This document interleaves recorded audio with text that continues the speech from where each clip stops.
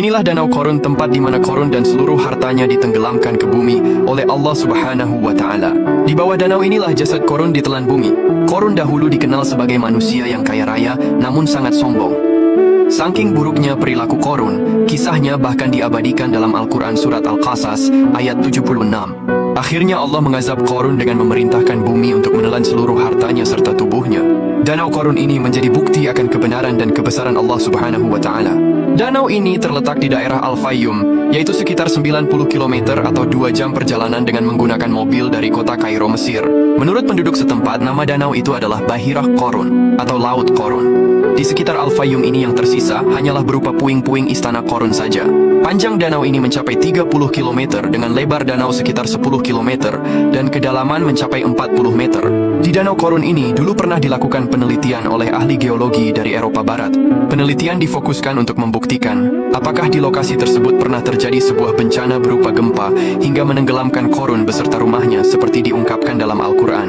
Dan hasilnya, para peneliti dari Eropa itu berkesimpulan bahwa di zaman dahulu kala memang benar di lokasi itu pernah terjadi bencana berupa gempa bumi yang sangat besar, terutama di bagian sebelah selatan Danau Korun.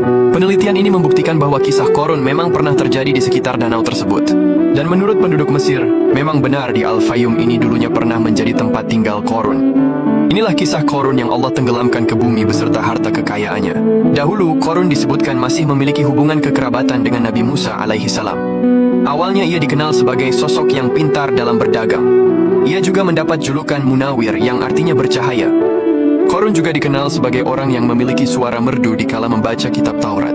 Atas permintaan Korun, Nabi Musa mendoakan agar Allah melimpahkan harta benda kepada Korun.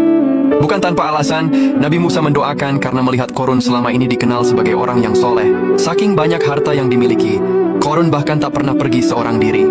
Dikisahkan bahwa setiap keluar rumah ia selalu berpakaian mewah didampingi oleh 600 orang pelayan yang terdiri atas 300 laki-laki dan 300 pelayan perempuan.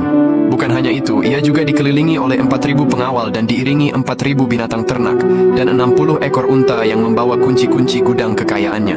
Dengan kekayaan yang berlimpah ini, ternyata Korun menjadi ingkar dan berkhianat. Ia tak mau berzakat dan malah berlaku sombong. Puncak kesombongan Korun kemudian terjadi saat ia merasa menjadi orang yang paling baik dari seluruh umat manusia. Saking sombongnya, ia bahkan menyebutkan tidak membutuhkan Allah lagi karena merasa dirinya sudah sangat kaya. Akibat kesombongan Korun tersebut, ia kemudian mendapat azab yang pedih. Allah Subhanahu wa Ta'ala lantas menenggelamkan Korun ke dalam perut bumi beserta seluruh harta miliknya. Kisah Korun ini bahkan diabadikan dalam Al-Quran Surah Al-Qasas ayat 81. Ya Allah, semoga kita semua terhindar dari sifat sombong yang dimiliki Korun ini. Amin.